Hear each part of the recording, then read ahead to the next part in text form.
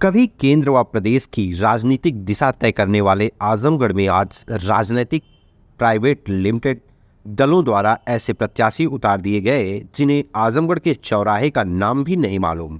ऐसा लगता है कि विश्व की सबसे बड़ी पार्टी की नई उपलब्धि यह है कि उसे लोकसभा चुनाव में आजमगढ़िया प्रत्याशी उतारने में शर्म आ रही है।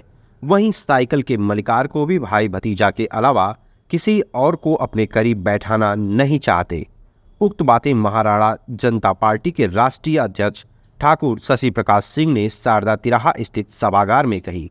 उन्होंने आगे कहा कि आजमगढ़ की शान ठाकुर अमर सिंह दिल्ली की सरकार को गिराने से बचाते थे और केंद्र और सूबे की सरकार में कैबिनेट मंत्री तय करते थे।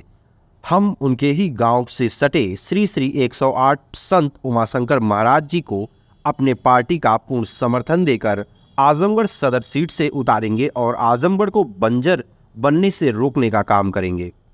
राष्ट्रीय अध्यक्ष शशि प्रकाश सिंह ने कहा कि महाराणा जनता पार्टी का उद्देश्य पूर्वांचल राज्य गठित कर पूर्वांचल का चातुर्थिक विकास करना है।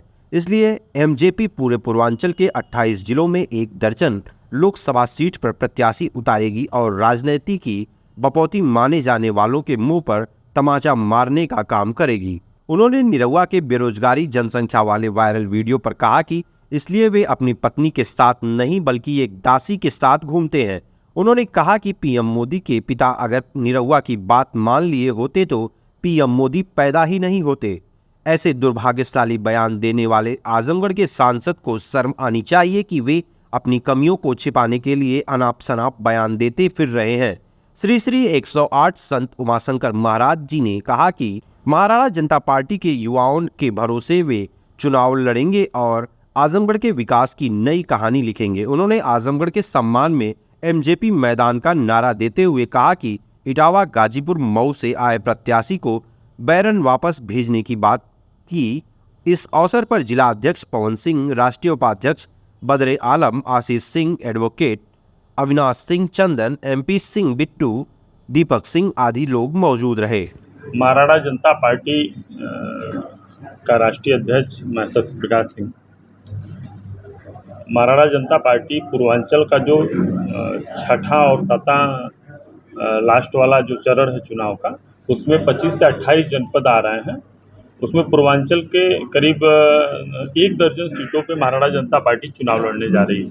इस संबंध में आज प्रेस वार्ता बुलाया गया है। आप लोगों के माध्यम से जनपद आजमगढ़ के प्रत्याशी की चर्चा होगी। अन्य और जनपद में हम लोग प्रेस कॉन्फ्रेंस करके सबके नाम की घोषणा करेंगे।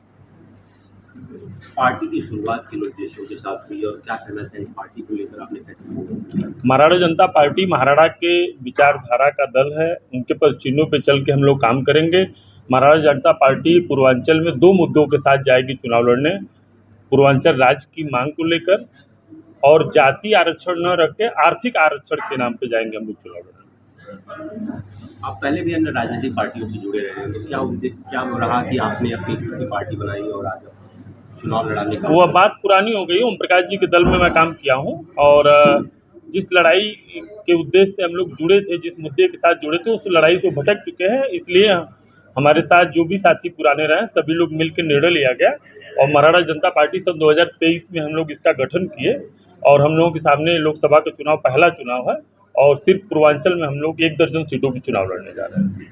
आजमगढ़ में जहाँ पूर्वांचल में जिन सीटों पर आप चुनाव लड़ने जा रहे हैं उन सीटों का विशेष मुद्दा क्या होगा और किस तरह से आप अपने प्रत्याशी का चुनाव करेंगे? पूर्वांचल राज्य की मांग वर्तमान परिस्थिति है पूर्वांचल के सामने और पूर्वांचल में जो गरीबी है, बेरोजगारी, उसको देखते हुए पूर्वांचल राज्य का गठन होना और पूर्वांचल के विकास के लिए अति आवश्यक है। उसी मुद्दे के साथ हम लोग और आरक्षण को जाति में न बांट के आर्थिक आधार पर आरक्षण किया जाए। किसी भी जात किसी भी धर्म का व्यक्ति हो उसको आरक्षण का लाभ मिले। वो गरीब है तो उसको लाभ दिया जाए।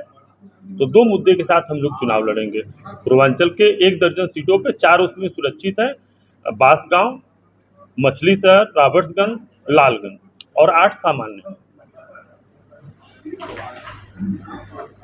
यही केवल है राजनीति में, इस आजमगढ़ को, इस तपोभूमि को बचाना है और जनता से यही अपील है कि आप लोग जो है इस क्षेत्र के ही किसी प्रत्याशी को चुनिए एक वोट दे करके, ताकि यह आजमगढ़ की धरती बचे। और हम संत हैं, इसलिए जो है किसी भी राजनीतिक दल से राजनीतिक दल के ऊपर कोई टिप्पणी नहीं कर सकते हैं, न कोई अभद्र भाषा निकाल सकते हैं। आगे पूछिए। मुद्दे क्या होंगे आपके इस चुनाव में? अरे मुद्दे, हमारा आजमगढ़ तो बिक चुका है। जैसे पहले जो है अंग्रेज लूट कर ले गए, अपारी पारा ये लोग लूट कर ले जा रहे हैं, लेकिन आजमगढ़ तपोभूमि है, दुर्वासा ऋषि महर्षि जैसी तपोभूमि है। यहाँ से जो भी लूट कर गया वो बर्बाद खत्म हो गया।